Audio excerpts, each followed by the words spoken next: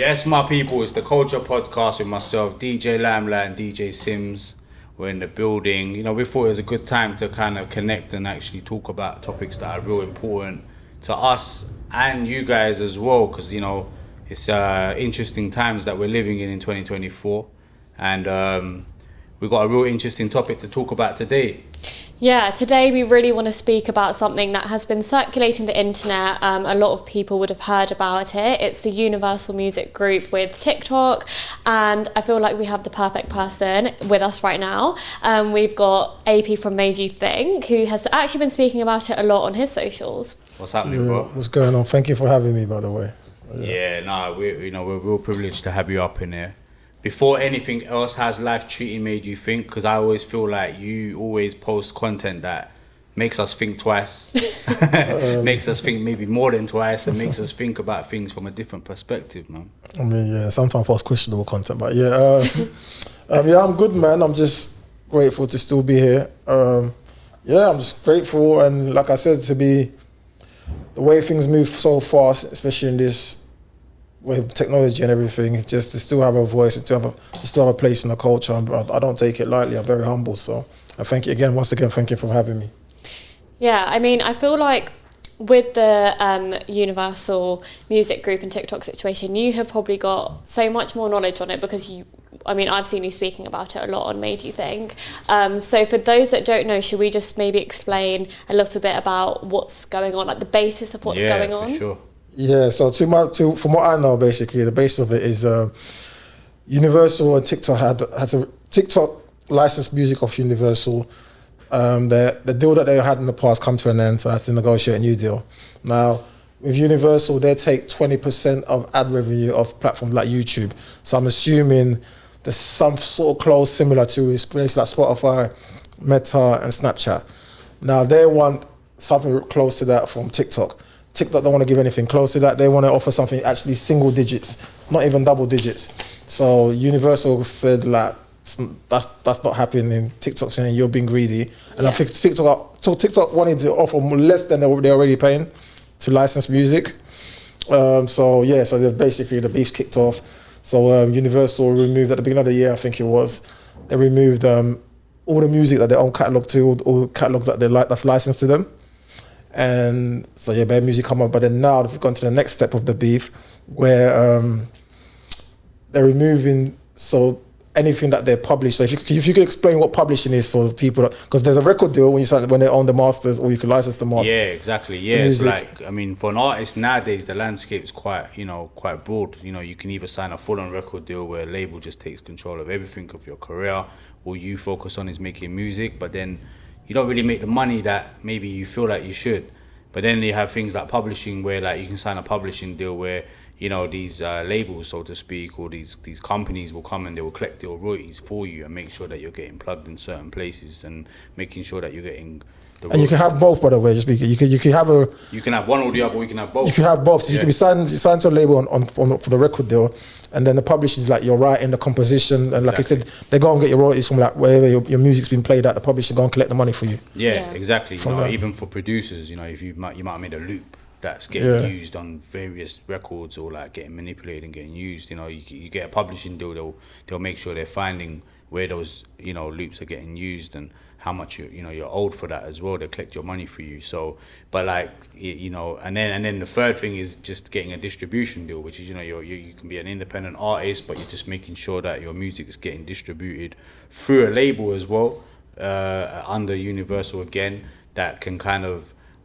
put your music into all the DSPs, like the Spotify's and Apple Musics, but also ensuring that your music is, some distributions will help push your music to certain playlists on streaming platforms as well and act on that side. So now the next phase of the TikTok beef is they're removing, not only now, before they were just moving the records, so now it's any publishing stuff. For example, one of the songs that's been going viral a lot on TikTok is Beyonce's new song, which is doing it fantastic, and I think it was #1 in the charts as we speak. So that's been on TikTok because she signed to Sony. It's not affected her, but now that song has to come down because one of the writers on that song has a publishing deal with Universal. Universal are arguing that with this new phase of the beef of taking away anything that's published under them, they feel like 60 to 70% of the music now is actually going to come off. There's a lot more music. With TikTok, they're saying, no, they feel like Universal is exaggerating. It's like 40% music. Either way, a lot more music's coming off now again.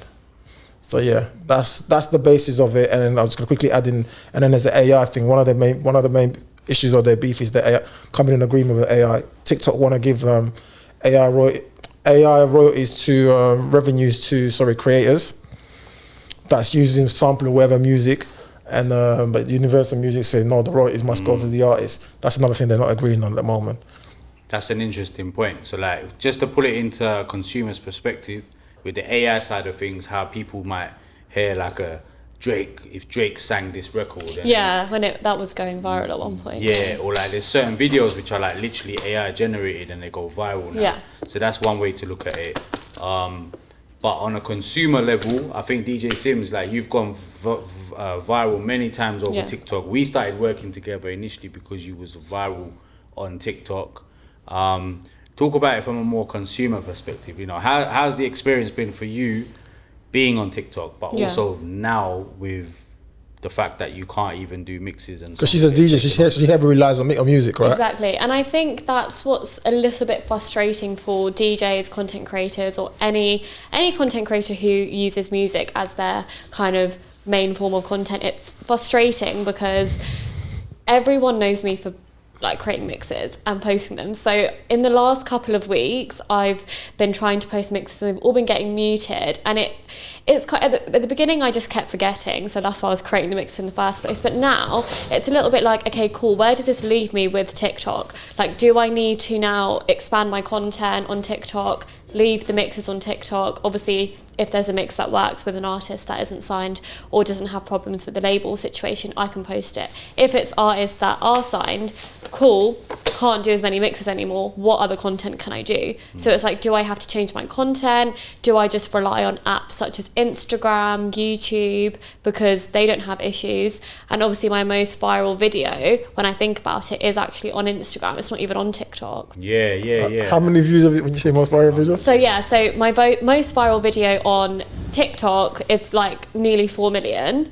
And my most viral video on Instagram is practically 10 million. Is it real? Instagram real? An Instagram so reel. when was mixed video, Instagram reel, Punjabi mix. When did you, you see the 4 million one on TikTok? What year did you, was that video go like to 4 million viral? Did you release that video? So that was in last year. Last year, 2023? Yeah. And then on Instagram, what year did you? Last year as well, so August 2020. So can I ask you a question quickly, please? The general consensus is that the reach, you have better chance of going viral and have further reach on TikTok than Instagram in general, right? Yeah. Instagram usually, for the general consensus is that you have limited reach, which is why everyone initially jumps on TikTok. Yeah. So why do you think there's such a disparity in numbers in one, that your Instagram video went 9 million and then your TikTok video, which is still amazing, 4 million? I think it's because, obviously I don't want to say TikTok is dying because there's much more to TikTok than this universal situation anyways, but I think it's just becoming a place where everyone thinks, let me just jump on TikTok and make a video go viral. But I don't think that's necessarily the case anymore, especially in 2024. I think people are not realising that you can actually go super viral on Instagram Reels. And the reason I think that video went most viral on Reels is because TikTok in India is banned. There's more people using the Instagram app in general. India has a massive population of people. So there's literally more people using Instagram than TikTok anyway, if you put it that way. Yeah, I don't know the numbers of Instagram versus TikTok in terms of like numbers of how many people. Facebook Meta still has more view numbers, but the growth on Instagram, the growth on TikTok is very fast. It's really fast. Yeah. But I think the key point for Simz, I think in my opinion, is that you have found an audience in India that resonates with your content, and you've managed to now spread your content across more than one platform. And I think that's something that was very intentional. Like even at the beginning stages of Simz's career, like we made it a very apparent thing that, look, we need to grow your YouTube, we need to grow your TikTok, and we need to grow your Instagram, and we need to make, even down to your Spotify playlist, you need to make a playlist and grow that. And organically, luckily all 4 platforms have been growing, are growing and still growing. But I think it's also important to kind of make it clear that for the person that creates content, that how much are they relying on the music that is being banned as well? So like the artists themselves, what are they doing on TikTok now? That's a question that I was gonna ask as well, because I don't understand. Oh yeah, the artists have to. I feel like, first of all, it's too early for people to be overly reactionary. But you do have to start thinking, because if these things happen, because like I said, when it's time to renegotiate Universal with Meta, what if something happens there? What if something with YouTube? So you have to be conscious. Okay, you know what? These things can happen. Yeah. You just have to be able to, like yourself, learn to cross. You're gonna have to learn to market everywhere. Yeah. And another thing I was gonna say, so basically, something interesting that happened recently. I was reading an article on Bloomberg in the States. So, as you know, like TikTok's a place of discovery, innit? TikTok's a place where people, there's usually a correlation of going viral and moving over to streams, right? Instagram, that's not so much the case for the last few years, right? But surprisingly, there's an artist in America. I forgot the artist's name, but it's alternative music. It's not like rap or hip hop. It's like guitar type of music, right? He's the first artist in a long time that's literally just focused on reels. Yeah. And he's actually translated to his stream. His streams in America have shot up, right? Yeah. He's only got like 300k followers, surprisingly as well. So they're reading the article. So this is literally something that's fresh. So they're saying, is this a trend that Meta have slightly started to capitalize, or is this just a one-off? But anyway, in the interview with the artist, they asked him like, well, how do you do this? And he's just like, he said, because TikTok is such a crowded place and everybody's trying to get the viral song, everybody's trying to get the trend going over there, there's intentionally slowly focus on just reels, and literally it's worked for him on so it's like maybe, but we don't know, obviously, because there's only one, so we don't know if it is the formula.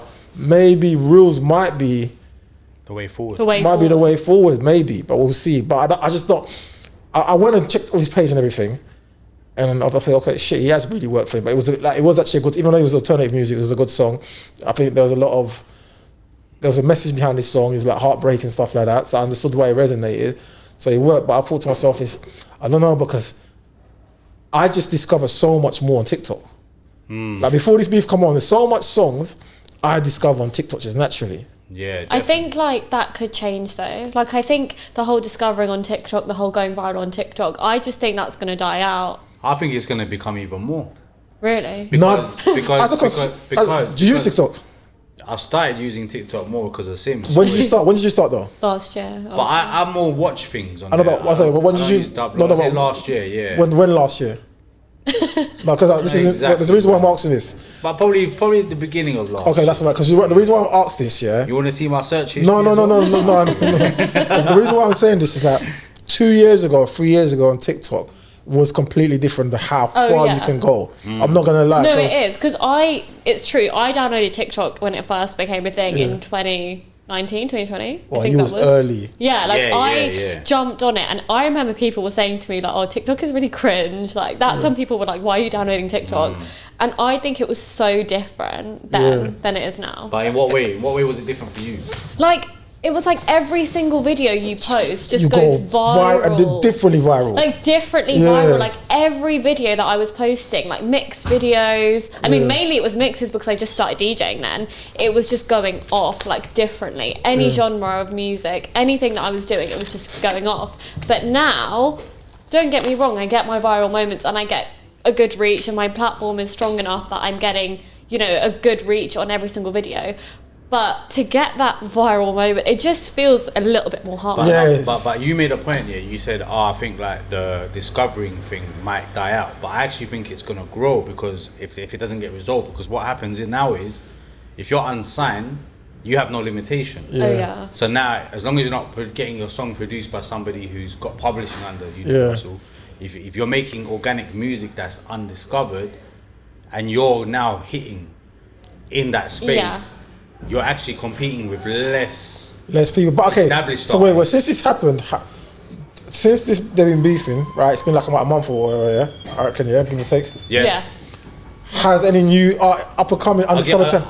I can give you an example of that. Yeah. So I managed See China. Yeah. She released the record Last Laugh, only a second song, August last year, right? We had a madness. No, I'm talking about now during the beef. No, but okay, I'm go on. gonna Okay, explain to sorry. you how the journey went with this particular record. Oh, sorry. She had a madness with the record where the distributor got it taken down. Oh, wow. Because there was some legal issues with the record. We managed to sort that out, whatever. We got it. Now I've obviously got involved, got the song back up. Now we lost the sound on TikTok, but in the last week, I kid you not, it's gone viral again. Yeah, and What's that's the song? true. And Simz is opening up a phone app, a TikTok app on her phone, and that song's popping up on various videos. Again, as if it's new again, but it's not. It's just like people are almost reusing that sound because maybe there's other sounds aren't available to them, and you know. It's becoming easier for people to now recognize the record again, and that's woken up my and that's in the last week. It's opened up my eyes as a manager, because I'm like, actually, hang on a minute, like. And then another interesting point I wanted to make. So the first one is definitely the discovery level. I feel like it's actually giving, if you're a smart unsigned artist that wants to get heard, I feel like now is the time to bow your music on TikTok. 100%. 100%, right? And then the second thing is, I'm not going to go into too much details, but I've been approached by TikTok distribution company. So what they've gone and done now, TikTok, is they've gone and set up their own distribution company. Which is smart. And what they're doing is they'll hit up someone like me that looks after an unsigned artist and say, yo, move all of your catalogue to us. Yeah, smart. And we will distribute your music, but we will make sure you get the extra push on TikTok. Oh, they're smart. Yeah, man. Maybe I'm saying too much, but it is what it is. No, but that's something I've always wondered. There must be some of the content I see that goes viral on TikTok, and I go on their account and they post it doesn't make any sense to anything, right? It's not like an artist. It'll just be some random account on TikTok, and every single video is viral. It does make me think like there's a glitch in the system somewhere. Like someone must be pushing certain content out. But if TikTok managed to establish their Distribution, yeah, that would be. But then the only thing I'll say is Sound On. If anyone wants to know about it, it's called Sound On. yeah, but if they want to check. Hear me out then, though. But the only thing is, on the flip side of it, yeah, I believe that could work. But then on the flip side of it, if, for example, Universal and TikTok don't resolve their stuff, because like I said, with Universal, what I was saying is they're kind of in a lose situation. They're kind of in a tough situation, because if they do accept and bend into TikTok's way, then what does that mean for when they negotiate with Meta? Renegotiate Meta. What does that mean when they renegotiate with Spotify? What does that mean when they renegotiate with YouTube Music? What does that mean? Do you know what I mean? What does that mean when they renegotiate with everybody else? Amazon Music. That's number one. So they kind of, but then also it's like there's so many things at play, because then what does it mean for the other big machines, Sony and Warner? Because are they going to follow Universal's lead? Or are they going to agree? Are they going to capitalize? Think, fuck this, we're going to capitalize. But then, even if they do that, they all kind of intertwine, because of Universal on the publishing side of it, it's still somehow, because like, for example, because YB said, for example, I see Central Manager, he tweeted when it first happened, right? Yeah. He tweeted, this is not affecting us. Remember, because Sony's at Warner, innit? Columbia, I think, or Warner. Columbia, I think Sony, and then Warner, I don't know. He's at one of these places. So he goes, this doesn't affect us. But for example, all the stuff he's done with Dave now, because remember, Dave's Universal, or Neighborhood is Universal, right? That's all got to come off. If any song Central C's done, for example, even Doja, I don't know, for example, like Doja, it's got the interpolation is when you take a part of a song, by the way, for the audience, I don't know. The interpolation of that song is for example of Eve, yeah. Dr. Dre. Yeah. See, now Dr. Dre's in this, so Doja's got to come off now by the new beat. So it's like it's going to affect people that sign to other labels as well. Definitely. Do you know what I mean? So and it becomes very tricky, because even for like new artists now, what's their dream? Like, we grow up thinking that an artist makes it when they sign a record deal. Whether that's the reality or not is different. But being unsigned is looking way more viable if you know how to navigate the market. Yeah. But it's also scary for an up and coming artist, because they might not have the funds, they might not have the resources or the knowledge or understanding. But I do think that this opens up conversation for like, how much do you take ownership of what you create? Yeah. And I think if you're smart about it as a creative person, you have to be thinking about, does TikTok benefit me as a career? does it not? Because it definitely benefited Sprinter, it benefited Doja. These are big records that they were gonna be big, cool, but how much did TikTok play a part in making those records as big as they were? As it did, yeah. Do you know what I mean? Yeah, but then as an artist, as well, you don't want to. It's a difficult one because you don't want to. You don't want to literally give all your power to one platform. Do you know what I mean? Like, as much as TikTok does help, but you don't want to. But at the same time, it's like, because even if you, like you're saying, you own your music, right? But you sign a distribution deal, right? You're still going to license to a major label. You're still going to have to license your music to somebody. So somebody's still going to have the power of your music for however many years you've licensed it to them for. You know what I mean? So it's a difficult one. I don't know, but you know what? I'll tell you what's interesting though, because I feel like, I ask myself, is like, what's the effects of it? I think it's too early to see the effects of it now. I think they're both playing like chess, because Universal saying it's not affected them as of now. TikTok saying it's not affected their user base. And to be fair, as a consumer on TikTok, it hasn't stopped me going on TikTok. I still go on TikTok exactly how I go on TikTok. Same. I'm not going to lie to you. But are you guys hearing random songs? No, the only thing is, but some songs I'm hearing, I'm not hearing. I'm not discovering as much music as I was before. But maybe TikTok are making a conscious effort. Let's not overly focus on music. But I'm still using TikTok. Yeah. And there's still songs on there. Yeah. To be honest, and people upload these faster versions of songs and stuff like that. I haven't actually felt it. Like, I don't go on TikTok and think, oh, where are all the songs? It's when I'm posting as a creator. That's where it's affecting me. So you're saying it doesn't affect the consumer as much as the creator? Yeah. When I'm sat maybe like late at night, just like going on TikTok, it's really not affecting me. If anything, I'm going on it exactly the way I was. Yeah, it's affecting me as a creator, as a DJ. That's how it's affecting me. Which also means it's going to affect a lot of musicians as well. Yeah. It's going to affect people that in the music. But the only thing is, this is where the big moment's going to happen, right? I think you got April 19th or something like that. Taylor Swift's about to drop, right? So this is the Universal's big fish, right? So we're going to see, if they haven't solved it by then, this is when you're going to see, I think you're going to start to see what's really going on. Because someone like Taylor Swift, they benefit a lot of TikTok. Do you know what I mean? People like you've seen with Beyonce, she's benefited a lot of that. That song's been everywhere on TikTok. Let me ask you a question then. Does TikTok benefit from Taylor Swift? No, if I'm honest, I don't think not as much as an artist. Yeah, because you know what it is. Because as a consumer, I'm still using TikTok. Yeah.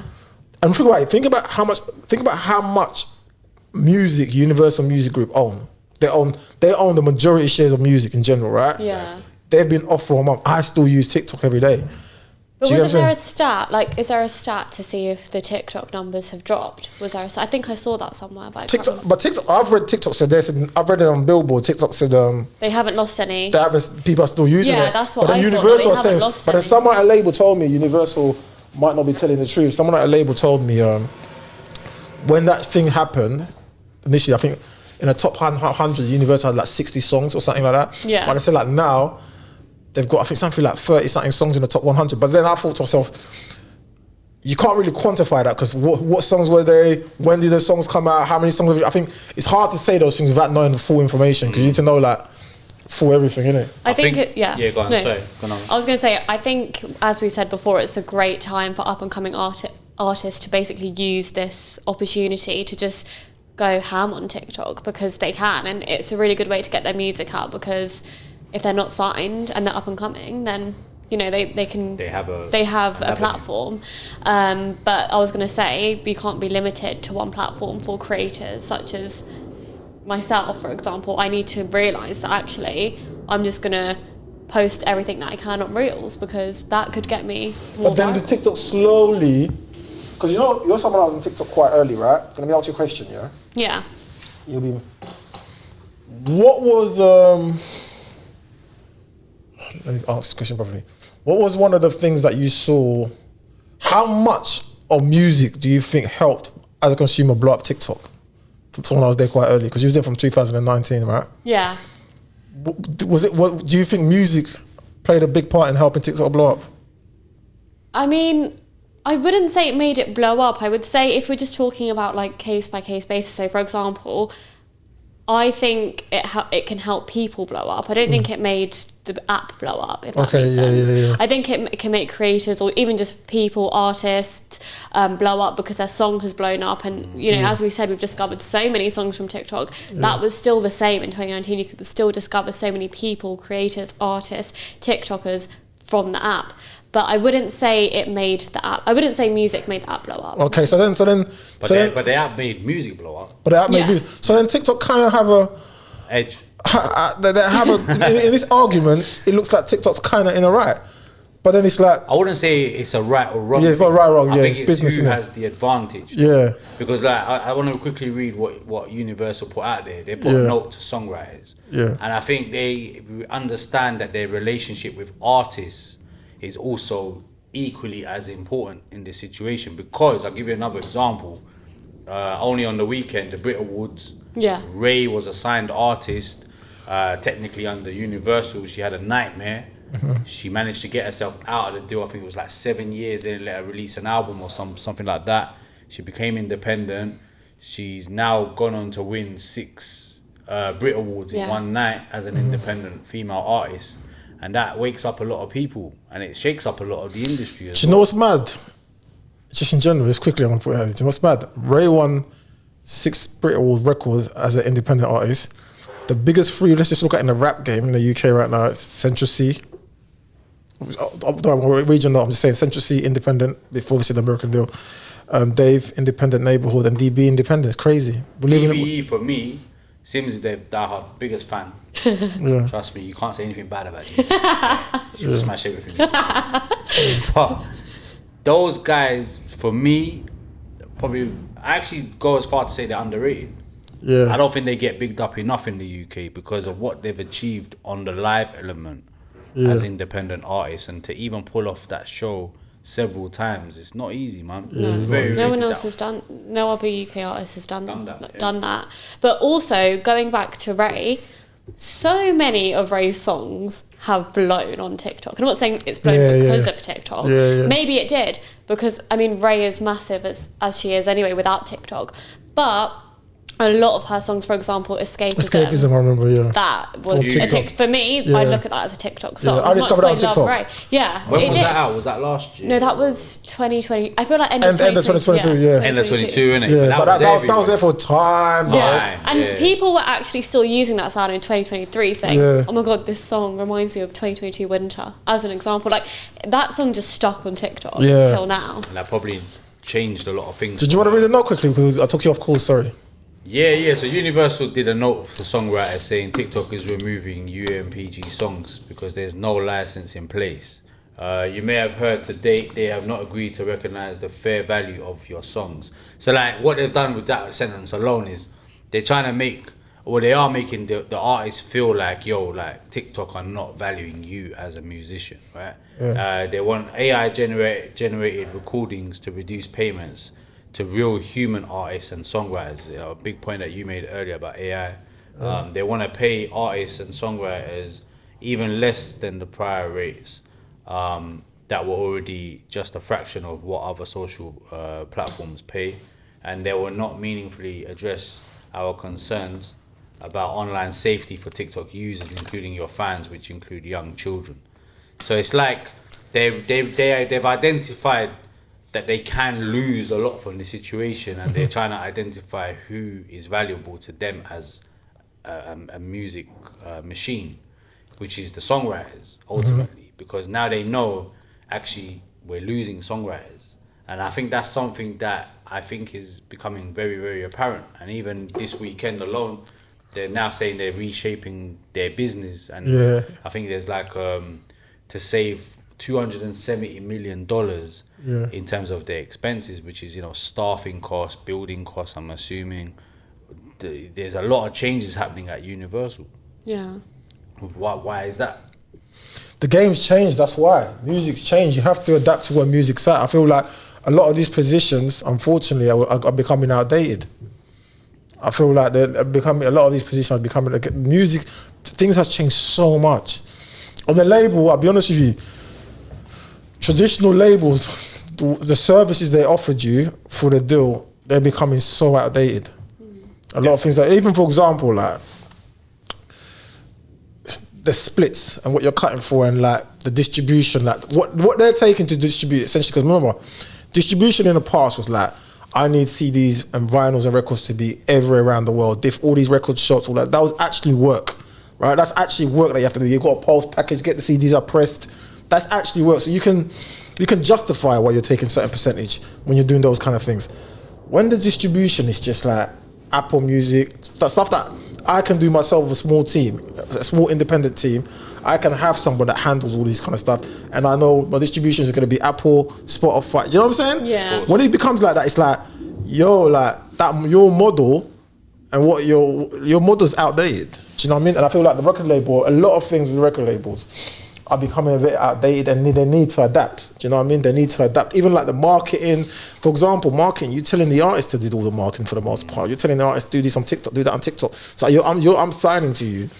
I'm giving away all this for you to. Whereas traditionally, the marketing, you'd have a marketing team. They'll put together a whole marketing team. They'll put together a whole rollout for you. They'll do everything for you. Now, essentially telling me engage my fans more. So basically, I have to do all the work. You know what I'm saying? So definitely. And artists are noticing that. Yeah. I talk to a lot of new artists, a lot of up and coming artists, a lot of artists that have a bit of heat on them. Yeah. And a lot of artists say that to me. They say, yo, like, had a meeting, but they don't really have an idea of what I'm about. Yeah. They don't understand actually who my audience is. They kind of just relying on me to kind of put it together. Yeah, and one thing I noticed, because I've worked with a lot of marketing teams at labels just by the nature of what I do. Yeah. The one thing I feel like keep up with what he said about they don't know the artist. Like some of the ideas and the suggestions that they provide me, I just think to myself, like, who's coming up with these ideas respectfully? Like, there's good ones, but there's some people, it's like, who's coming up with these ideas? Like, how is somebody in this marketing team, this label, like, I think they need to get with it. They need to get with the time, they need to get with the internet. If you're going to hire people that understand these things. And I think when I see these layoffs, I think it makes sense. There's a lot of people, everything's changed so much. It's even TikTok, like we're speaking now, TikTok's changed.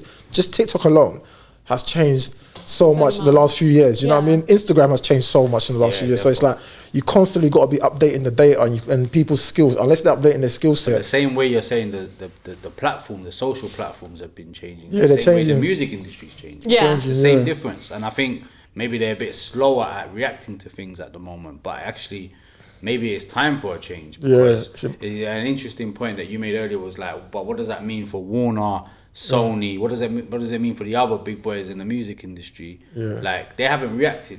I haven't seen them publicly react to anything, or I haven't heard anything. I think everyone's waiting to see how it plays out at the moment, and maybe probably planning behind the scene. Because listen,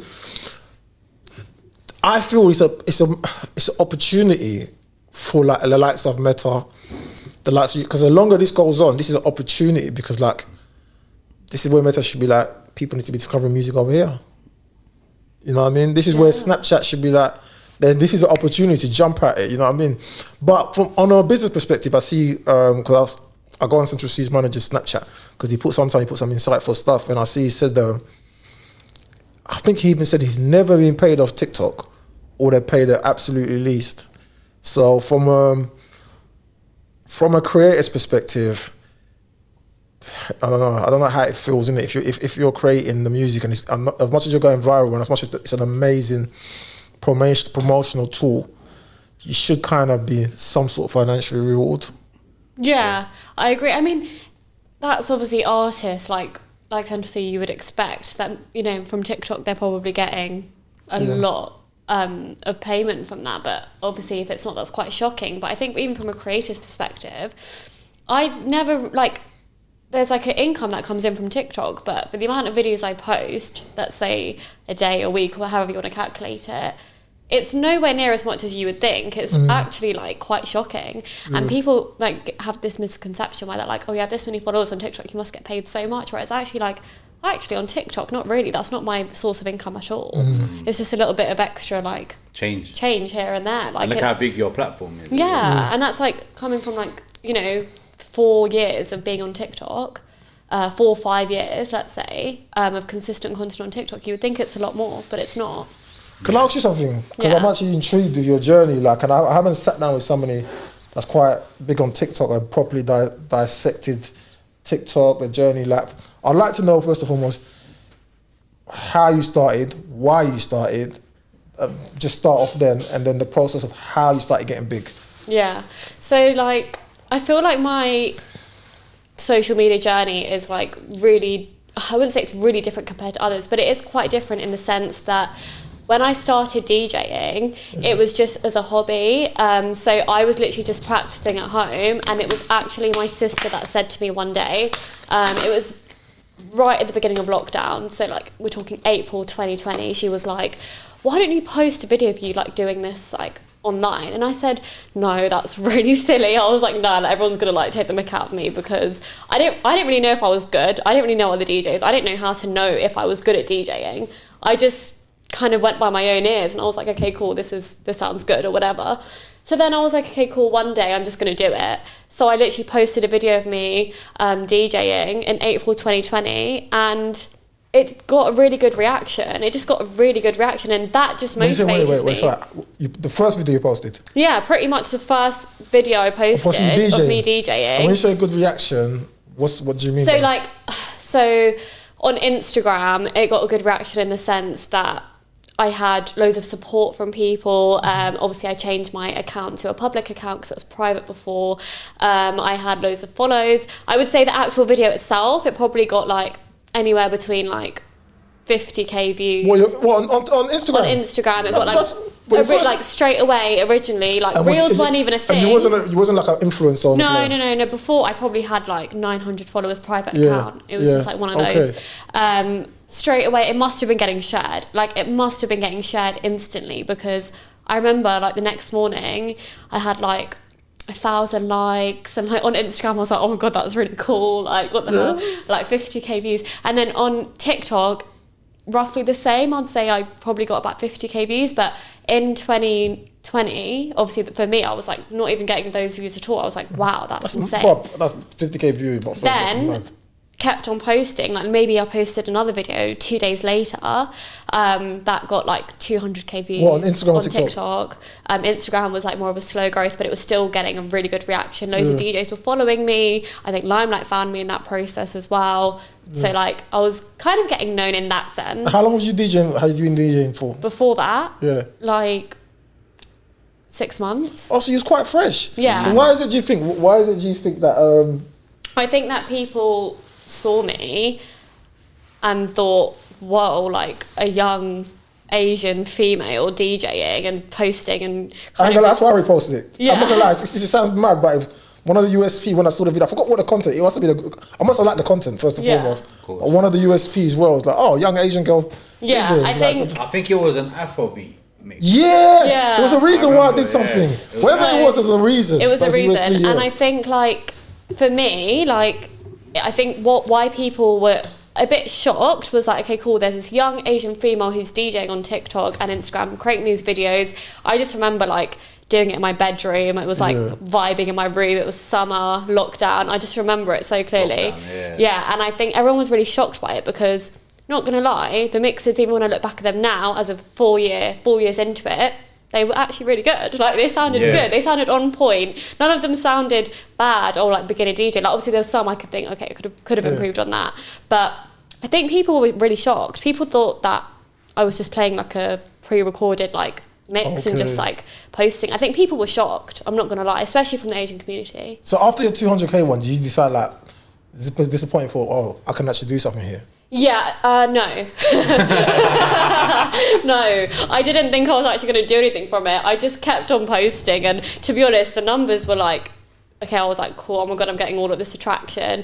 I was thinking though, after lockdown, what am I going to do? Like, what am I going to do with this? It wasn't until, I think it wasn't until we had a conversation and Limelight approached me, and like we had an in-depth conversation, that I was like, oh my god, wait, this could be a whole career. Like, you know, there was a whole strategy behind everything that I've done now, and I was like, what made you? So, at what point? How many followers was you when he approached you? How long was it? You put it like 5 or 6k, I think. I didn't even have 10k. Oh wow! Yeah. So you saw the vision quite early. So basically, it's an interesting convo actually. Like this is a whole separate video. I feel, but it's like basically, it started off, I'd say a few years before lockdown. Yeah. I was with my boy Candyman, who I do radio with, and I said to him, bro, we need to find a young Asian female that can DJ the music that I DJ, which is they can play Bhangra, Bollywood music, but they also understand the organicness of playing D Block Europe in the clubs, because I was doing a lot of uni club bookings at that time, and I've always known what works in the clubs, right? But there was no one else like me like that could do it like that. So then during lockdown, obviously everyone's at home, everyone's doing different types of content. I used to do like a talent show kind of thing on Insta Lives. And these like kids used to come on my live and keep harassing me, check out DJ Simz, big up DJ Simz. But I didn't know who she was. So obviously it was DJ Simz doing her mixes. And then one day I think somebody sent me her videos or something, and I've clicked on it. And I watched the video. It might have been one of her first ones. It must have been one of your first ones, right? And I was like, this is the girl that I've been looking for, because I know exactly what to do, but it depends on whether she really wants to do it, whether her parents allow her to do it, and whether... I admire that about Asian people. You have to go through like their parents. I'm not gonna lie, like someone like me, if you approach me at them ages, I'm doing my own thing. It's a bit bad. Definitely. But you gotta remember, at that point you're 17, right? I was 17. Oh yeah. Right? So then we started talking on the Instagram, and I'm saying to her, look, after lockdown, when things ease up a little bit, I need to speak to your family, because I want to see like where the kind of what the dynamic is. What the dynamic is in your home with your family, how much they're supportive of it. She's like, nah, they're proper supportive. Like they bought me my first controller and everything. Oh, right? God, yeah. So then when we bucked up, it was almost like we almost became like family so quickly, innit? Like we just connected. Like like let's just get to work. And it was like, how do we make the content more strategic? How do we then spread your content across different platforms? And then also, how do we now, my thing's always been, how do I make you become almost like an artist DJ, like kind of like what I've done for myself. You know, we're not taking cheap bookings. There's a lot of Desi raves, South Asian club nights that happen, and the DJs are taking peanuts.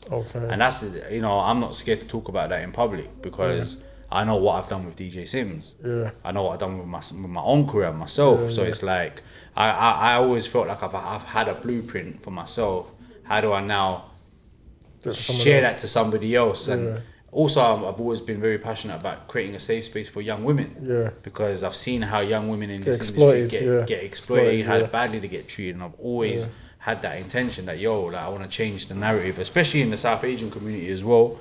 And I think like we've done a great job, and I think with Simz especially, it's like now it's like the next level. How do we take it to the next level and keep going, keep building, keep going to the next level? And the fact that we've managed to get this far, you have to have a vision in anything you do anyway. You know what I'm saying? Some business deals, it's just a flip, innit? You get something for 50 and you sell it for 100. It's calm. You made a quick flip and you keep it moving. But certain things, I'm more passionate about vision. Yeah, me, for long-term vision. Yeah, so something that can happen in a year. I remember sitting with Simz and her mum, for example, and this is during like lockdown when we're allowed to go out, but we're not really allowed to go out. And I'm saying to them, your daughter is now famous. You lot haven't experienced her going outside and getting people coming up to her. And then when it started happening, she's like, Lambs, I've got a face mask on, I'm in Selfridges, and I got recognised like people. You get it? I remember the first time I went out after lockdown, like people, and it was really weird because I didn't see, even now, I don't see myself as that person yet. Like I get shocked still. I'm like, okay, maybe now I don't, because like people see me in the clubs and they're like, oh, you're that person from TikTok, you know what I mean?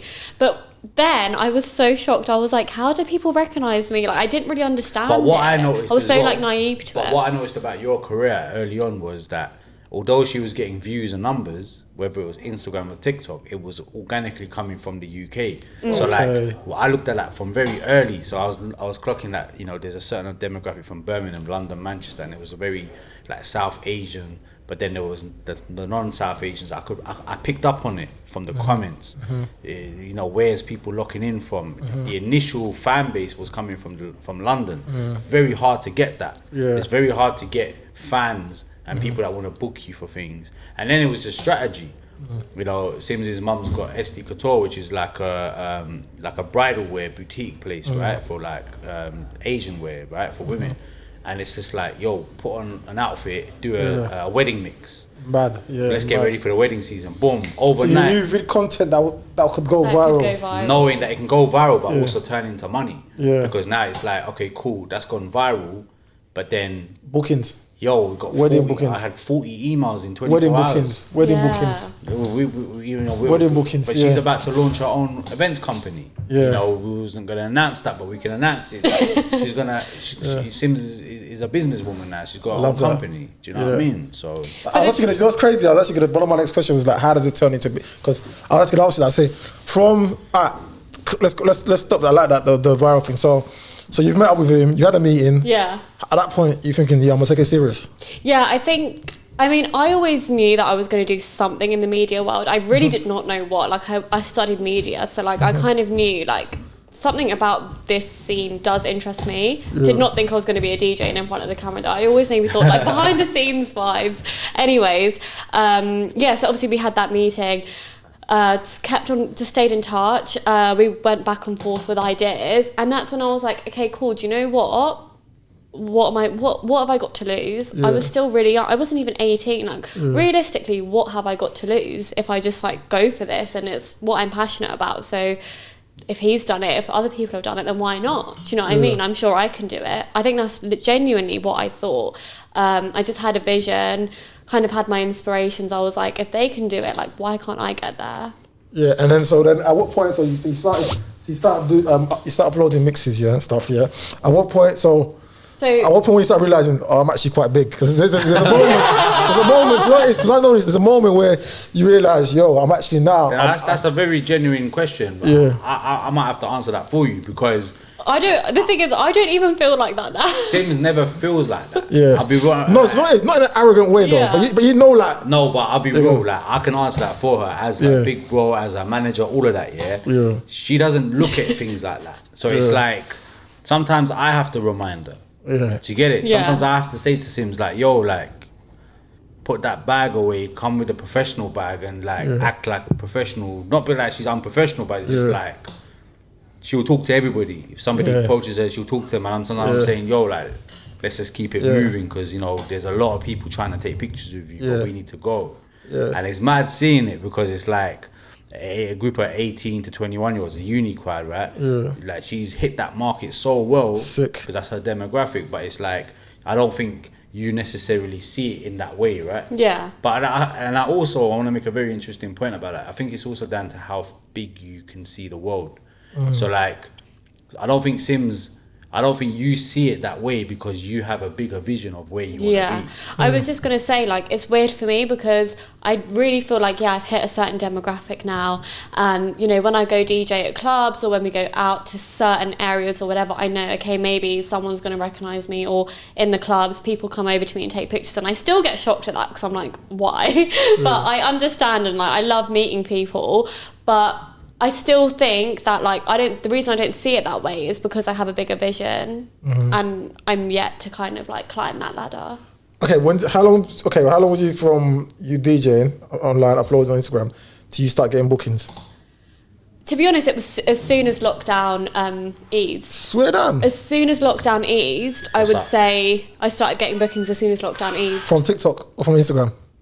Nah, by then it was both. Where was most of the business came from at first? TikTok, Instagram? I wouldn't say it would come from like Instagram or TikTok. I'd say maybe TikTok. No. We was getting a lot of emails and they were saying we saw you on TikTok. TikTok, yeah. It was TikTok. Okay, so it was like, TikTok. one after another. Bro. So a lot of the business. And even in the emails, they would fully mention the word like TikTok. But the way we structured it, because of my career and I understand bookings. Remember, I understand how to take a booking. I understand how to handle a booking. I understand all the little things that people might not realize, and a lot of DJs get finessed as well. You know, like taking deposit money, getting paid in advance. You know, these are things that a lot of young people don't have the confidence to say to a promoter, like, yo, I'm not turning up unless I get paid. Like, I need that money in my account now. But it's quite sad, actually. Sorry to interrupt, because there's so many DJs, actually, which this is a whole separate conversation, but there's so many DJs, and maybe possibly artists, I'm not sure, up and coming, but DJs I know that promoters like have just genuinely will just buy. I remember there was one, and it's quite sad. There was one scenario,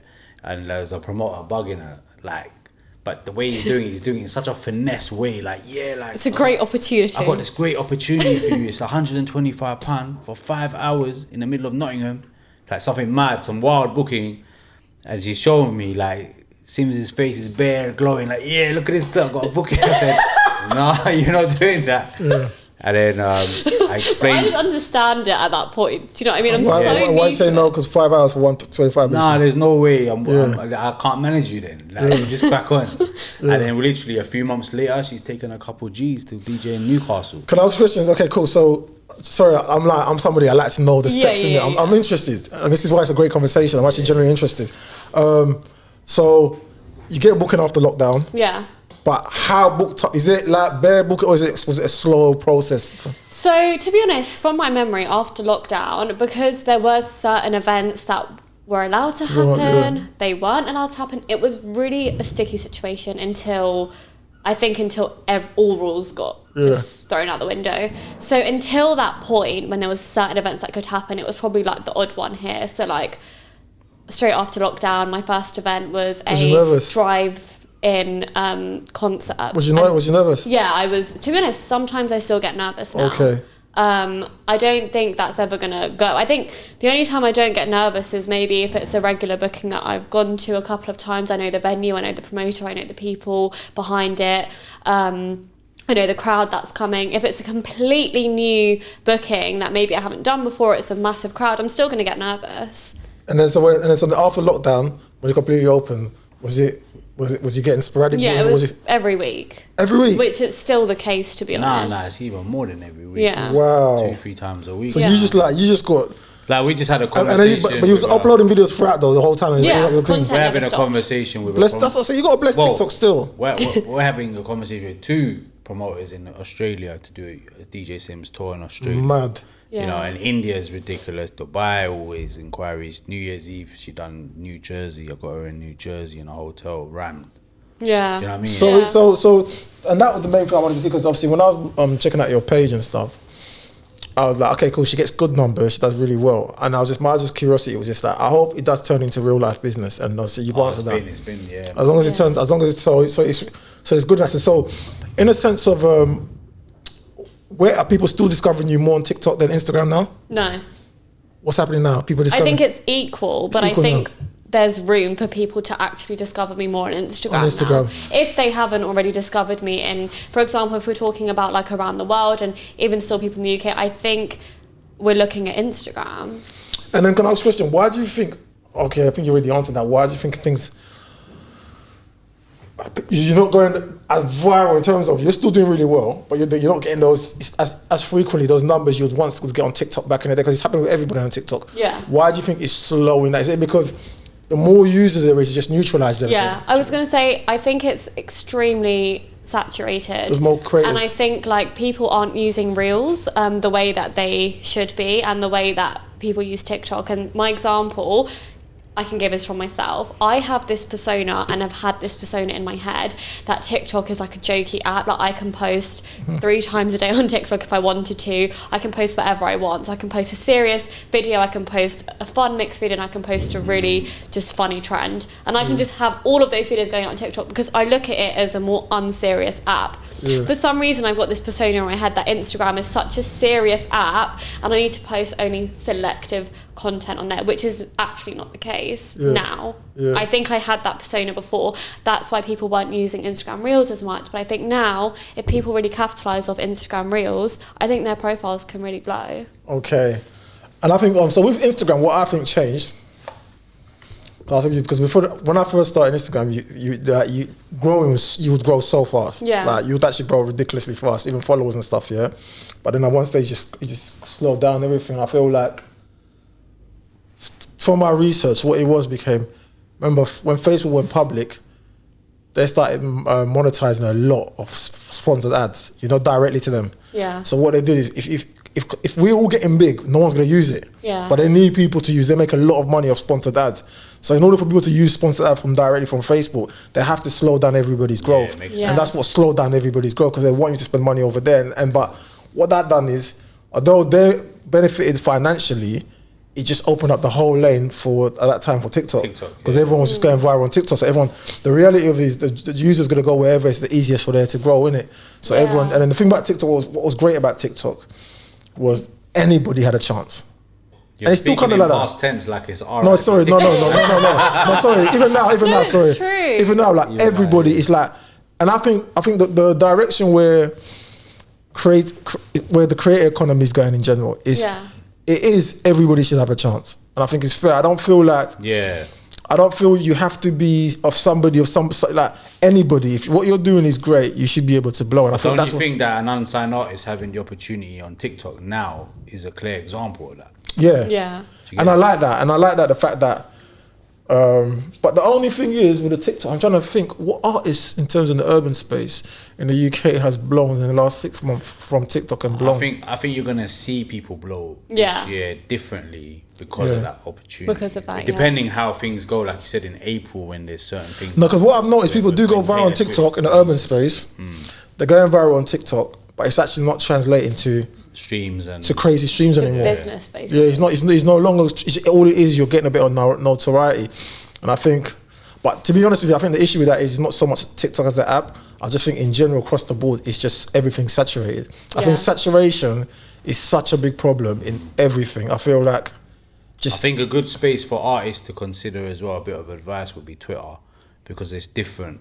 People go to Twitter for a different reason. So if you're clever on Twitter and can go viral on Twitter, it has a bigger impact on you as an artist. Yeah. Because people don't expect it. Yeah. Do you get it? Yeah, but but it doesn't have as much replay value. So it's like it's more about just the discovery element. That's what you're saying first, isn't it? But something that's 6 hours old on Twitter is old. Okay. Something that's 6 hours old on Instagram is still new. Okay. Yeah. So like, you see, that was talking about Ray earlier on, like the escapism. Yeah. I felt like that song really stuck, and obviously, as a consumer, I feel like because music has become so much saturated and there's so much releases, like every week, literally from the UK and the US, particularly urban. I listen to urban music. There's just so much. Yeah.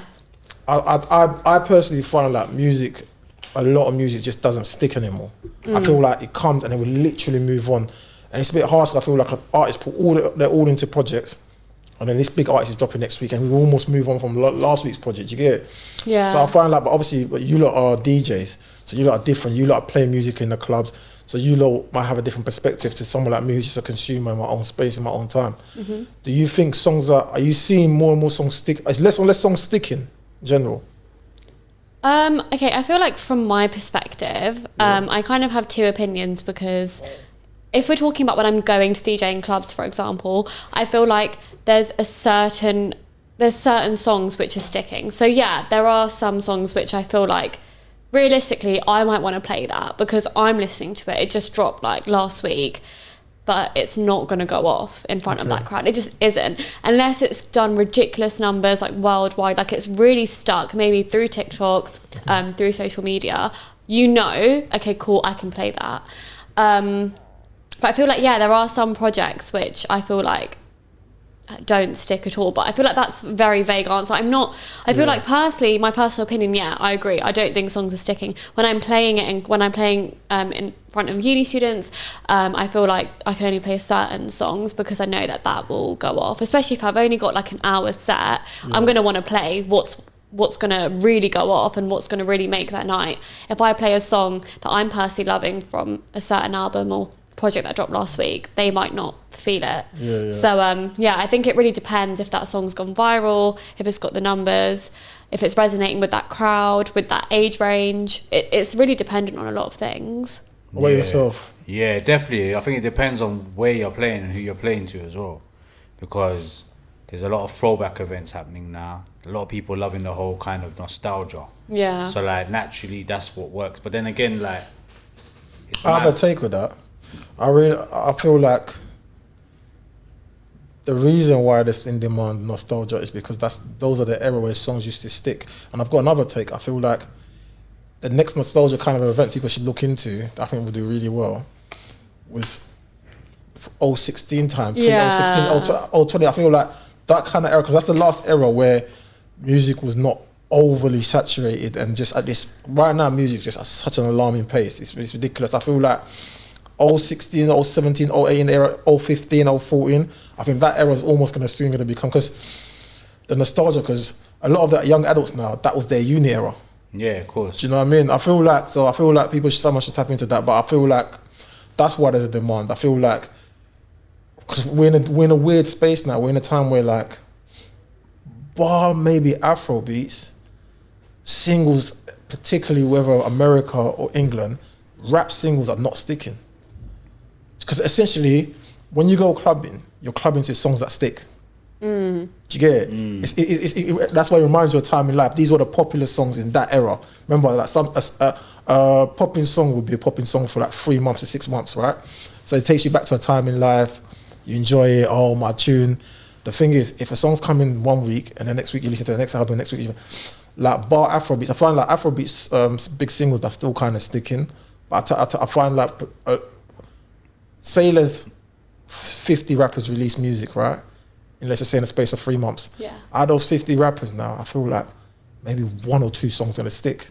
So I feel like that's why, because we're moving so fast, we don't have that. I also think it's down to like what genre and what culture's having its time though. Because I think like, have you met anyone that listens to rap but don't listen to Afrobeats?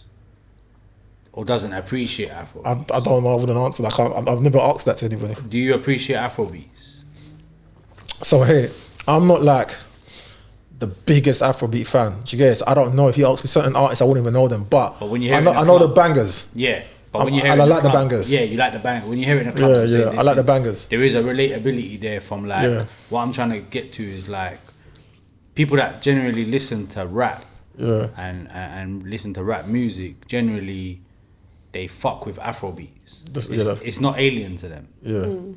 So maybe it's just there's factors that we don't take into consideration sometimes when we make these conversations up, because it's like, where are we in life? Where was you in 2015, 2016 to now? Like, times have changed in your life specifically. So it's like, you're not maybe even listening to music in the same way you was listening to music back then. I would argue with that because with me, just by the nature of my job, it's like music's like I listen to a lot of music. I consume still new music. I'm not one of those people that I hate new people in the country. I'm not like that. I always evolve and move with the times. You get it? Like I said, one of my favourite artists last year was Mons Malone. He's 23, 24-year-old guy. That's not what I'm saying. What I'm saying is you're in a different headspace to what you was back in 2015. But what I'm saying, I'm still consuming the music that's coming out though. But you're consuming it as a different person. Yeah. So it's like, if I was a heavy drinker and I was a heavy party animal in 2014, 2015, the way I was taking that music in to how I'm taking new music now is probably a lot different. I agree with you. Go on, sorry. No, that's it. I agree with you in a sense where, like, for example, like, because sometimes I could be critical with the younger rappers and that when they're a bit not too much creativity and too violent. But then sometimes I check myself and I feel like I was listening to like D Block and that, they were talking the maddest crud. But because I was young, I was desensitized to what they're saying. Do you get it? But now, because I'm a bit older and I'm a bit more conscious, when I'm hearing certain things, a bit raw. But at the same time, I still really like street rap. I just think there's some guys doing it really well, and I think that some guys just lack the creativity, they lack the honesty. I think they lack the soul of it. And the thing is, where I kind of will counteract your point as well, because you're saying, because your argument was that, do you think it's because you're in a different headspace? And I'll say, but factually, like I gave you a lot of stats off camera, like factually, like things, like you can just tell by the stats, there's a lot more music now. So it's harder to stick for things to stick. So for example, like I said, in 2016, like I said, 10,000 pieces of audio was uploaded on Spotify in a week. By 2019, 30,000 pieces of audio was uploaded on Spotify in a week. And remember, these are all in a week, right? Now we're in 2024. Last year was like, when they gave the stats last night, it's like over 100,000 pieces of audio is uploaded on Spotify in a day. Every single day. Yeah, so even with my job, I'll give you an example. So with my job, like every Thursdays, so just by the byproduct of Thursdays come, I'm getting hit up by a lot of labels. Yeah. And part of my job before, even when the labels don't hit me, when Thursdays used to come out, there used to be a time every Thursday, my job I would watch every release, right? Just to be on, because I have to be on point of everything. I have to be on top of everything that's going on. Because obviously I have to document. So I would pick the best and document it, right? It got to a stage, I started getting down here because I didn't realize that the game had changed so much. So it got to a stage. So even with content, I used to make sure I stay on top of all the best content that's coming out of the urban culture. I used to make sure I stay on top of all the music that's coming out of urban culture, and I was on top of it. Like from when I started, I've been doing this for like 8 years, bro. So it started coming a few years ago. I started actually getting down because I take my work so serious. It was actually getting me down because I was getting anxiety that I'm missing this. I'm not keeping up. I'm behind this. I'm behind it, but I'm not seeing the saturation because I'm doing it in real time. I'm not taking a step back and saying. And I wanted to make one point that you mentioned 8 years here, but you see the 8 years you've been actively doing what you're doing. Yeah. It's a very crucial 8 years because you've gone from like people downloading iTunes music. Yeah. That's where you was when streaming wasn't even really prominent. Wasn't really happening. I remember Mixtape Madness, we still had the mixtape platform. Exactly. There's a lot of change here. It was a whole different there was a sweet spot where like I think artists clocked it with GRM Daily where it was like the premiere link and then like you get the premiere and then it just goes. It was going viral in its own way. Yeah. And then you was charting and then getting a record deal off the back of it. And then when you was on a streaming platform, it really meant you got to the chart if you was on a certain playlist. Exactly. So that you've gone through that motion of it from a perspective of influence as well. So it's pretty. I can see why you might have even got lost at certain points, thinking, right, is what I'm thinking outdated or not really? No, I just felt like it was really getting me down. Like I said, I take pride in what I do. Like I take it very serious. And it was like there was a stage. It's like I'm behind on these podcasts. I'm actually getting anxiety. I'm getting down. I'm like, yo, I need to start. I haven't listened to every music. And then just over time, I realized, hang on here, this is not a you problem. It's impossible. Yeah. Like the amount of like I said to you, I've gave you the stats. So when a Thursday comes, because you got to remember as well, it's the same things happen in America. So just as much as artists come. Remember, urban. My thing was urban UK and US, right? So I was trying to stay on top of both. And then I had to take a step back and realize, for example, with a podcast space, there's hundreds of podcasts, bro. Now, I had to take a step back and say, yo, it's not you. You can't, on a Thursday, you can't dedicate yourself on a Thursday to watch every release. There's just too much. Because remember, I'm doing signed artists, artists in distribution, and I'm doing unknown up-and-coming artists. Yeah. That's what I'm trying to stay on top of. And remember that, and I'm doing it in the US and UK. And it got to a stage where like I understood, I took a step back, I looked at what things in reality, understood that things have changed so much. What you have to do, and I'm going to link with something, she made a good question, I feel like,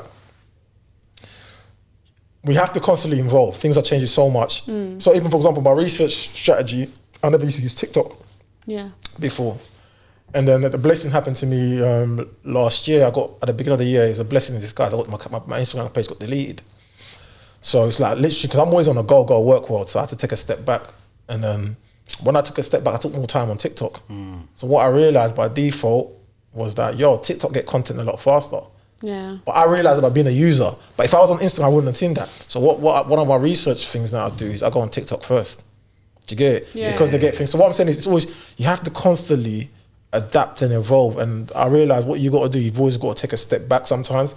So Jay-Z's got a lyric, it says, it's a really good lyric, it says, standing back from a situation gives you the perfect view. Right? So Jay-Z lyric, and I always replay that in my head. Sometimes you've got to, because things are moving so fast, especially like yourself, because you're people that you're inside the game. Yeah. And sometimes when you're in the game, you're not seeing what's happening around you. Exactly. Sometimes it's like, you're going through it now, like a very successful DJ on TikTok. Yeah. Right now, something's happened. And sometimes it's just for you to take a step back and think, okay, cool, this has happened here now. Let's say Universal doesn't patch things up with TikTok. What's the game plan? Yeah. And that leads to, what advice do you think? I think that's one thing that was really important because an example, I don't know if I gave it earlier, but I was saying that someone actually messaged me on TikTok the other day, literally a couple of days ago, and was like, hey, like, I'm an up-and-coming DJ, I'm trying to get my content out there on TikTok, but I'm really struggling because all of my TikToks are getting muted. Do you have any advice? Because it's really demotivating me. And it's actually quite sad that number one, it's demotivating people because it can easily do that. Like if you're creating mixes, putting in that work, do the content, you go to upload it and it just gets taken off. It is demotivating. Yeah. But then it's a question of like, okay, cool. If it's a stage where they don't patch things up, Universal on TikTok, what is the next steps for content creators and DJs? Like, what is the next step? Like, what's the advice that we can give to content creators that are watching this that might be struggling in this situation? You have to always adapt, man. So definitely. In everything, like you said, you've got to move with it wherever the times are now. So, for example, if your thing is to be a DJ or your thing is to be an artist, it's like I gave an example. There's an artist recent, like I said to you, in America. Their strategy was TikTok's crowded. Let's focus on reels, and it's resulted to the guy. He's charting in the Spotify charts. Yeah, so it's like you have to find a way, because there is still other platform. There is still Snapchat. You got to find, like he said, he gave an example. There's Twitter. You just have to learn this. How can I use this platform work for me? Yeah. Do you know what I mean? Yeah, you got to know yourself. And one thing you made a good point, which I'm a bit guilty of it, if I'm honest with you. You made a very good point, because I kind of really focus on Instagram. I do a bit of TikTok, but I kind of really focus on Instagram because I get most of my results. But one thing he made a good point, it's a very dangerous place to be, because it's almost like you're putting all your eggs in one basket. Yeah. So I feel like what advice I'll give creators, which you've done fantastically, is from the get-go, he's got amazing advice. And I need to take it on board myself. I'm guilty of it, is try your best to be across platforms. Definitely, yeah. Definitely. You know I think that's one of the best things you did, was start being in front of the camera, start talking and taking off the mask as well. Do you know what that was for me? I'm not gonna lie to you. It's more, I got that from like Jamal Edwards and Link Up posting that, because I thought to myself, you know what? If anything, there's gonna be a time when people move on from Instagram, just naturally, by the nature of everything. Media moves on, right? And I'm like, if I remain an Instagram page, my power is just gonna be on Instagram. Now, if I now separate my brand, because I kind of saw that with Jamal Edwards when SBTV was no longer doing as well. Jamal Edwards as a brand, was his own brand. Jamal Edwards was still very much relevant. Yeah. His personal brand, right? So his power wasn't all just on SBTV. So I said to myself, you know what? It was very uncomfortable. I didn't want to go in front of camera. I can't even lie to you, bro, because I was very comfortable in how I was doing things. Do you get it? But I just realized, if I don't separate my personal brand away from my page, if anything ever happens to MadeYouThink, I'm almost messed up. Yeah. You know what I mean? Definitely. I think as well, like something really important that people with businesses or pages like what MadeYouThink, or anything that's not involving them, they might have a business and they're on social media, something that consumers love to see is the person behind that page, the person behind that business.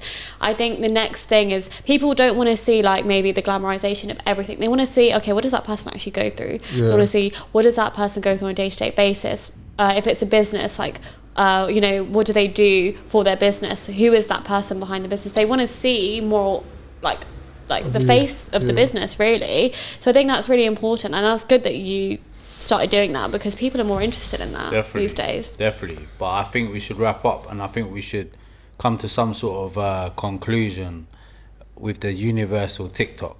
Yes. Because I feel like we went a bit off topic, which is normal, and it's all good, it's all blessed, but you know what? It's looking mad peak for Universal, or is it looking more peak for TikTok? What are you both saying? Do you want to go first? I was waiting for you to go first. Yeah, I can go first if you want. Go on. I personally feel like it's looking, I think if Universal and TikTok don't sort out the situation, I think it's looking peak for, I'm going to say TikTok. And the reason I'm going to say that is because I'm going to keep saying it again, is that I feel like, going back to the point of sticking with songs, I feel like so many songs have really stuck with people, even when I'm playing them in clubs, because of TikTok.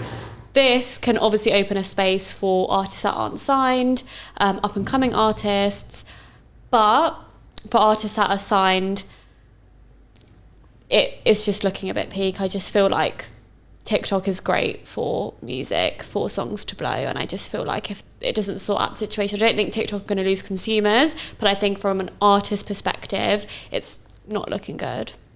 That was a good answer still. I think, I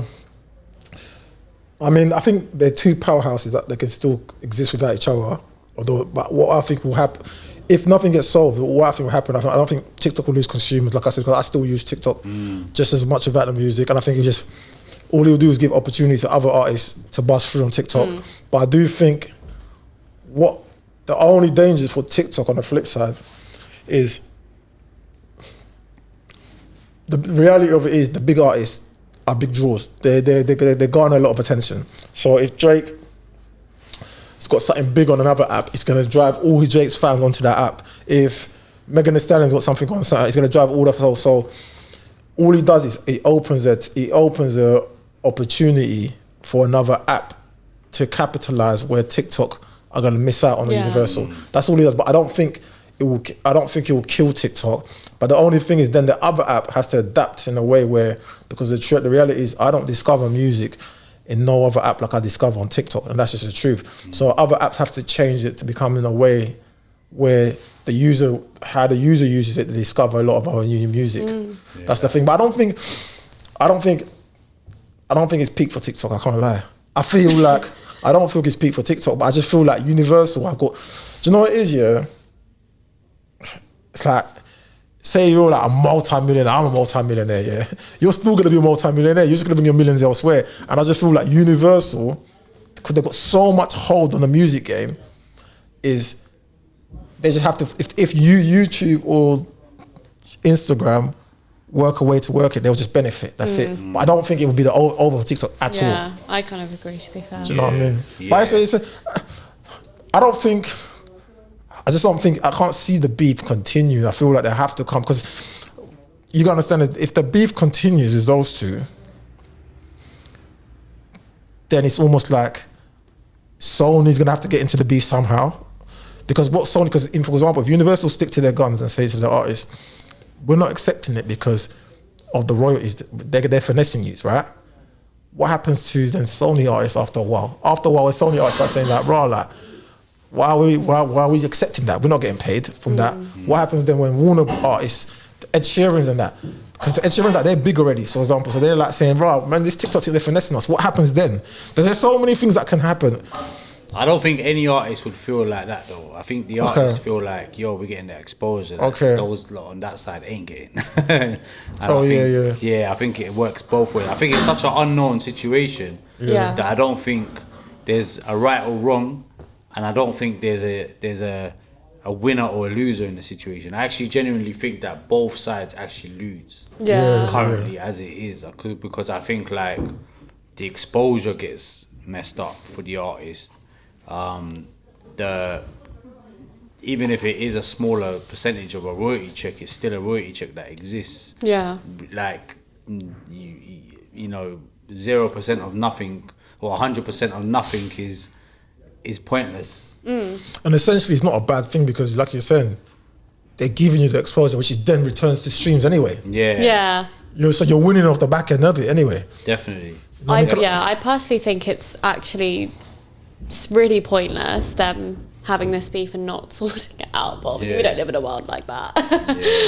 But yeah, I think that's how we would all conclude it. It's pretty similar. I think I'll conclude it with saying that the artists that are coming into the game, that are getting some sort of noise, getting some sort of traction right now, keep doing what you're doing. Don't rush into no contracts.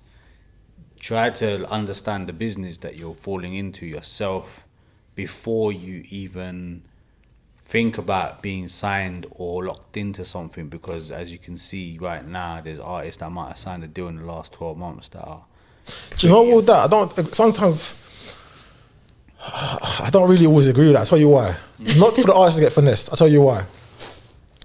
Sometimes someone's dream is just to be the artist. I'm not saying for them to get finessed. I think I'd say more have someone in your team that understands the business. Because sometimes, some people might not, I don't care about the business. Obviously, I don't want to get finessed. No, you're right. Someone in your team. Yeah, that's what I mean, But you need to be around a situation that knows the business. I wouldn't even advise, in 2024, I wouldn't even advise an artist to go and sign a deal early, straight away anyway, 2024, because what does the label do? You say that, but a lot of labels are relentlessly trying to sign artists. What advice I'll give an artist, unless...